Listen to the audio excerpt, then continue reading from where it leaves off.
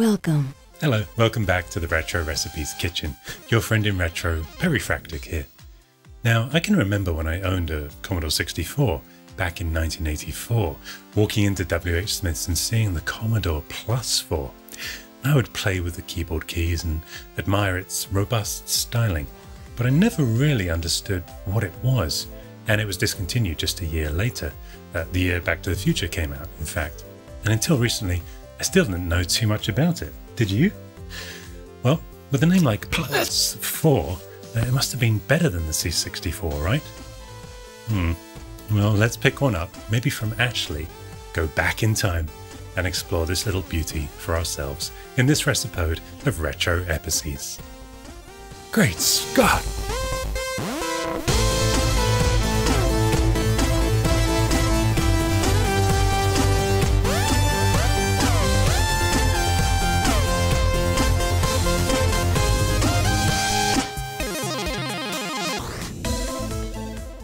Now, what we know as the Commodore Plus 4 started life as the 264, and indeed there are some early models out there that still bear that badge, like the one in this picture, kindly sent to me by Rob Clark. And inside this one you can see the word sample, which Commodore's Bil Herd confirmed to Rob that he had written back in the Commodore days. Just in case this ends up on eBay and you buy it and try and clean that off with an alcohol wipe.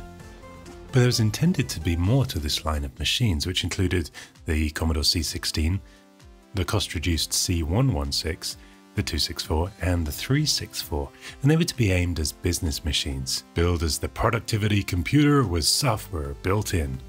And this was because it held 4 business programs directly in the ROM to be ready the moment you turned on the computer. They envisaged this wonderful word processor, spreadsheet, database. Oh, nice retro recipe there. And graphing software. Jack Tramiel announced the line at CES back in 1983, so quite recently, and it was to include the top-of-the-range Commodore 364, which, like the 264, aka Plus 4, would offer 64 kilobytes of RAM, I know, and also a numeric keypad, enhanced video, and a larger assortment of productivity software. But most interesting of all, perhaps, built-in speech abilities. Perhaps Commodore saw speech as a useful tool for business software, though today it's more of an accessibility feature than anything. I am the Commodore V364. I can say purple. Gurple? Sounded like purple to me. Then again, they don't call me Purple Fractal for nothing. Actually, they do. Now, unfortunately, the 3 prototype cases left of the 364 are literally falling apart. Apparently, they came from wooden molds and were really just for CES. That said, some people are working on recreating 3D printed versions. And if you want to recreate the PCB, I recommend sending the files away to PCBWay with their full assembly service. Because as we all know, PCB stands for Plus 4 Commodore Board. The 4 is silent. But what about the Plus 4 itself? Well, I don't own one, so first we need to try to pick one up. Oh, but by the way, this was filmed before I'd done any research on the history of the machine. So let's go talk to Oh, hi. Hi. Quick question, do you sell the Commodore Plus 4? We stopped selling that when I was like -7 years old. Oh, they stopped selling it? Oh no. Back in the 80s, 85. 85. That's where I'm going wrong. That's quite recently then. Yeah, I mean, not too far around then, right? Okay. Well, thanks anyway. You're welcome. Thanks, Ashley. But speaking of 1985, stay tuned because we just hit a couple of milestones I want to share with you. But first, a big thanks to you. Yes, you. And all of my viewers and supporters, both on PayPal and Patreon. Not least Julian Dowes, who just became a Rhodium Perifrac team member. Ooh, shiny. Seriously though, cheers Julian and all my donors and viewers. Yep, because our little channel just celebrated its first birthday and hit 30,000 subscribers. And I just couldn't be happier to be Perifractic, your friend in retro. I feel like I've really found my feet, just like Puppyfractic found my feet.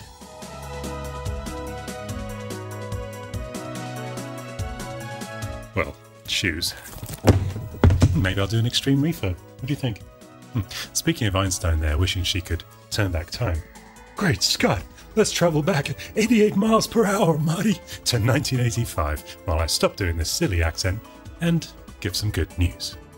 As luck would have it, we then received this very kind donation from an anonymous donor. You know who you are.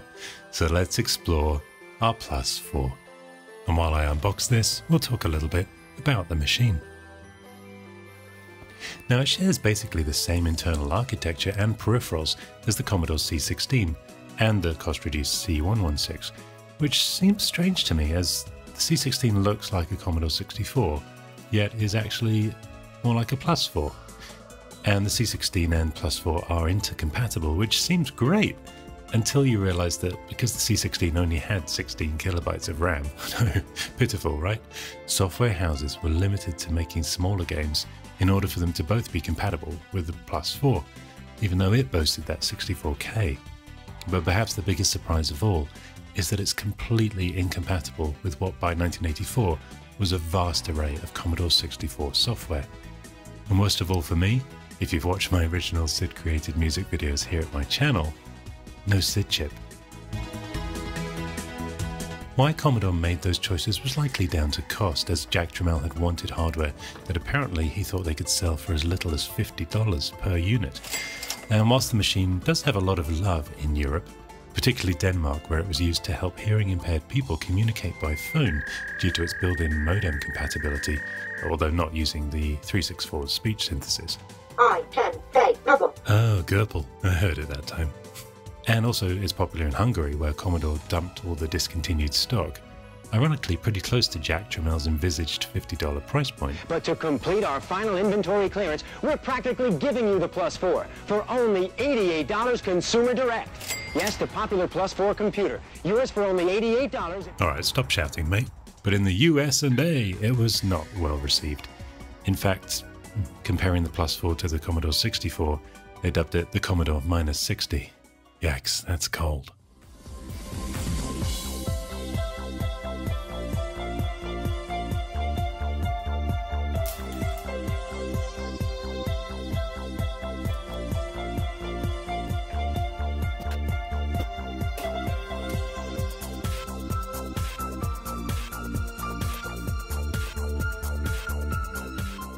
But the Plus 4 has a lot going for it. Not only is the keyboard full travel and rather lovely to type on, and a lot more basic memory is available to use, 59 kilobytes compared to the Commodore 64's 38 kilobytes, but there's even a higher speed disk drive available. But enough about peripherals, let's look on the inside. Oop, we'll take the chance.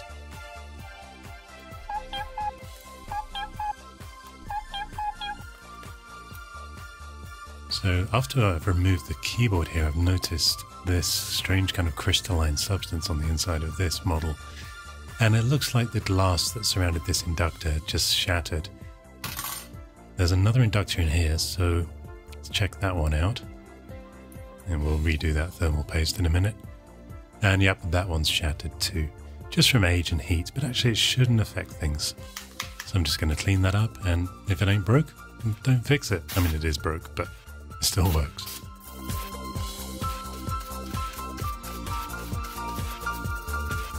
All the computers in the range use the 6502 compatible MOS 7501 or 8501 that was clocked approximately 75% faster than the CPUs used in the VIC-20 and the Commodore 64. It also boasted the superior MOS technologies, lovelily named TED, all-in-one video, sound and I/O chip, instead of the separate VIC-2 and SID chips of the Commodore 64. And the TED, meaning text display, had an impressive 121 colors, almost unprecedented for the time. And best of all, those cursor keys. And also, best of all, it even has a reset button. But for me, the best of all, well, third best, a really good thing is the Plus 4's sexy dark styling. Just look at those fins on the back, sticking up like a Puppyfractic ready to pounce.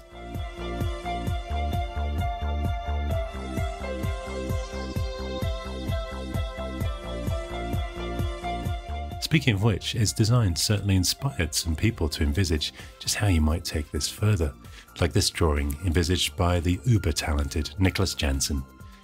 Is that a memory card slot in the side or a CD drive?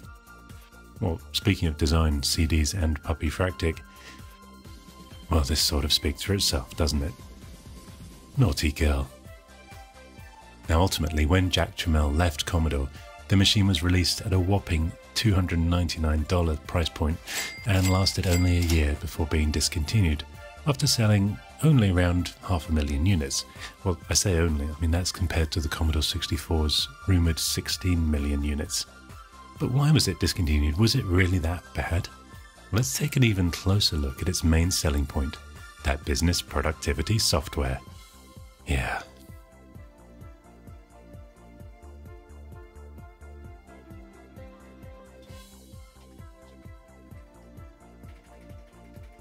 So first up, the word processor. Now I played around with this for a good few minutes, but there's just not much you can do with it. There's not even any bold or italics, unlike perhaps the Amstrad PCW that came up just a little bit after this.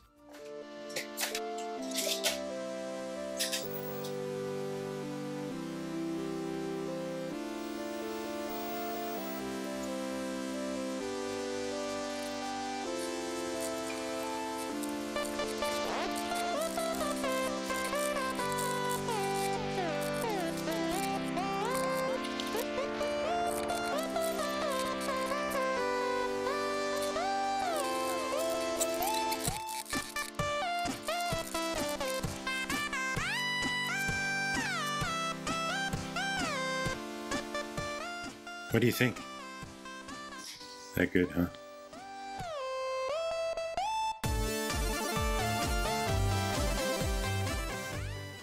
But worst of all, you're limited to 99 lines for this word processor due to the memory constraints of the system.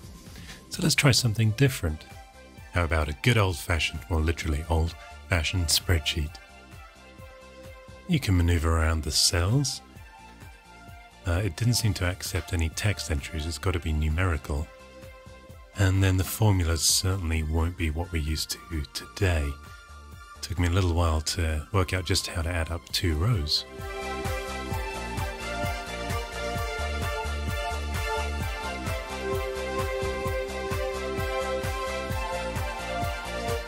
But I got there in the end. And rather impressively, it can even do search and replace. And graphs and plot lines, although from my experience this file manager could barely manage. Now I was going to delve deeper into this, but honestly I was, well, not losing the will to live, but losing the will to film, and I'm worried you'd probably be losing the will to watch. So let's delve into something a little more interesting. Games. Pew pew pew. Now the Plus 4 also lacked hardware sprite ability and only had that 2-voice tone generator for sounds. But when I asked on the Facebook Plus 4 group what games people enjoyed, if any, there were a lot. It's obvious this machine has found a special place in the hearts of a lot of people who owned it growing up, and I can see why. So let's play just a few of those favourite games, including one of my fondest Commodore 64 memories, Mercenary, which incredibly was also ported to the Commodore -60 Plus 4. Although, as this machine's joystick ports are also incompatible with standard Atari and Commodore 9-pin connectors, I'll be needing to just use that arrow keypad to get around. And to load these games, I'm going to be using the fantastic SD to IEC from the future was 8-bit. And before we become mercenaries, let's check out a couple of the other recommended games.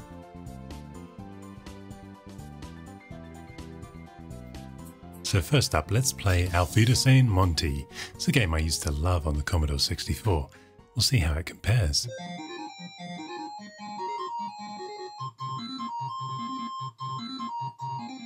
This music is really well suited to that 2-tone sound generator. And the graphics are basic enough for that lack of a hardware sprite capability to not really be a problem. Although having said that, I can now see the sprite flashing as the software is having to handle that. Poor Monty. Well, let's try something a little more challenging. If we really want to explore what this machine is capable of, we're going to need to play a game that was released a lot more recently. And this is Pets Rescue by Cytronic. and it really takes advantage of everything that we've learned about programming the Plus 4 in recent years.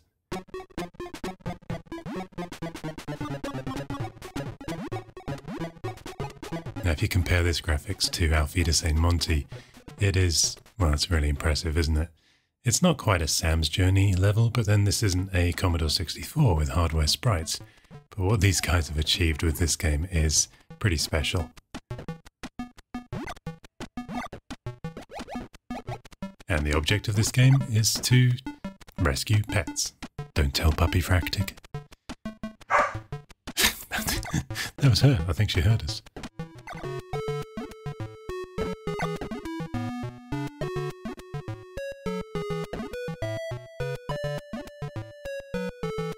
And of course, there are some rather fun demos now too.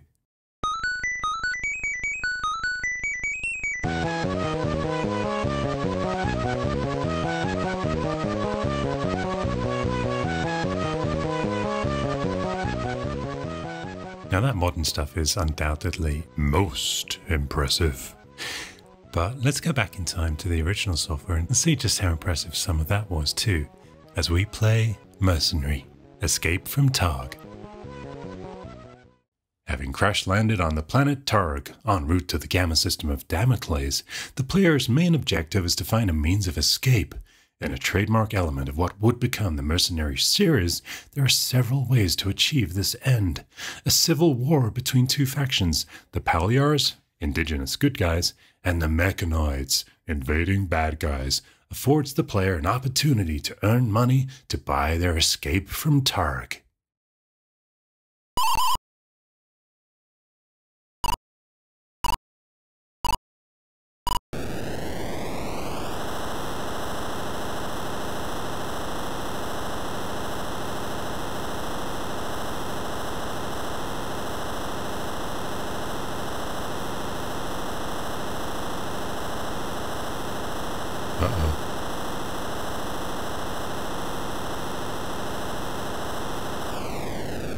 Thanks, Benson.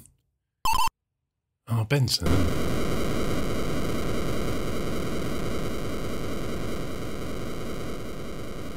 Hold tight, guys. This is going to be bad.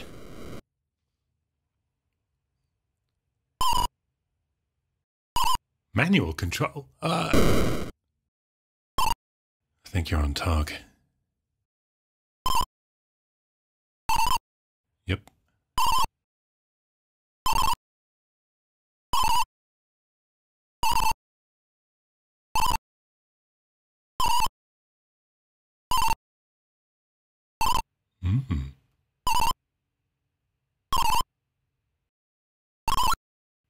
Yes. Thank you.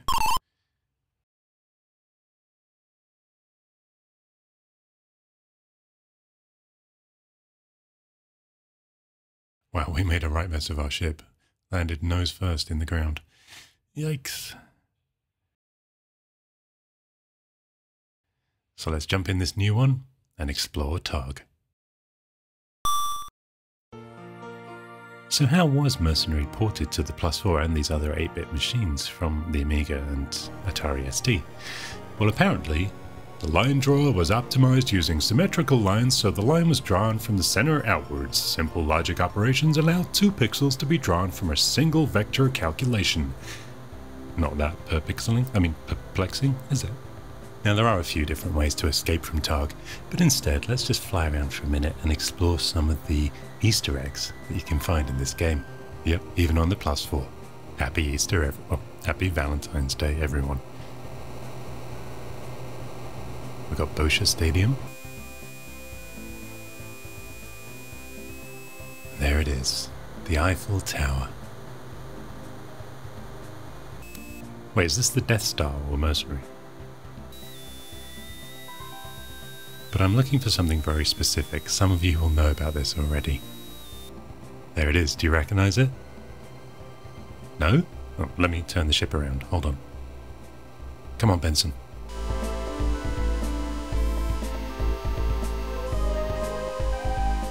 Now you recognize it. It's the Apple logo. Oh, just kidding. Now, because we're playing this on a Commodore Plus 4, if we were to shoot this logo things would not go very well for us in the game. But if you're playing this on an Atari and you shoot the Commodore logo, you get bonus points, which gives me an idea.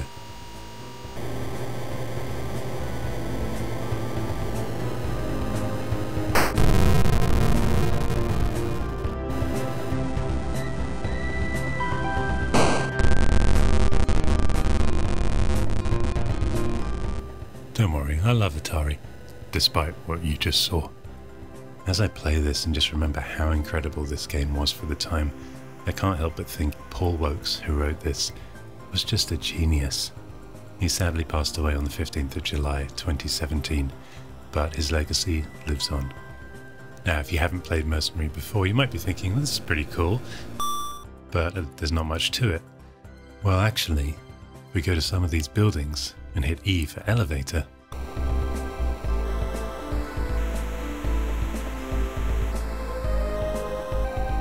There's a whole underground world to explore. If I can get through the door. And if you have played this game before, you might know what I'm looking for in this particular underground base. It's known as the Essential 12939 supply. I'll show you what that means in just a second.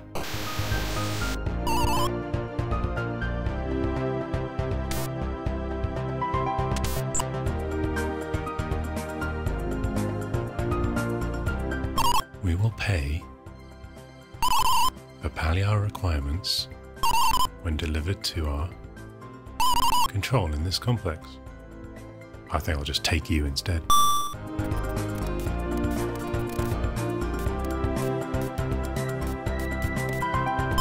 The mechanoids say, put back our leader.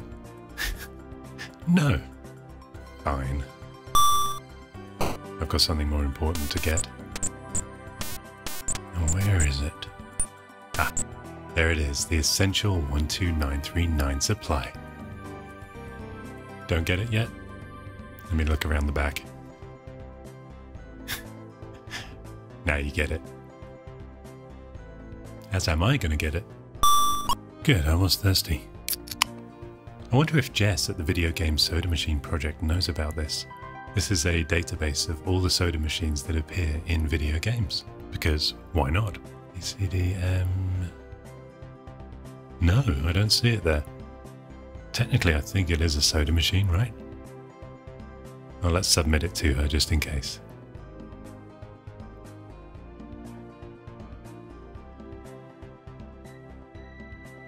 Alright, we'll see if anything comes back. Oh, and by the way, I have Twitter and Facebook, but also just got Instagram.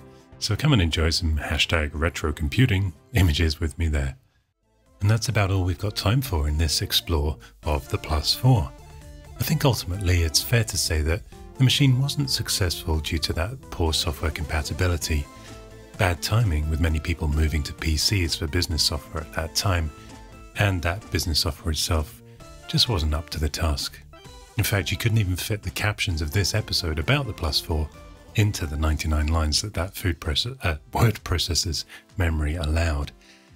That said, for me at least, it's redeemed by its snazzy styling and a plethora of impressive games that are much more fun than that spreadsheet. If this were a retro recipe review episode, I'd give this machine +4 out of 7. Please like and subscribe, and remember I publish new videos most Saturdays. But how would you score the +4? Comment below and cheerio.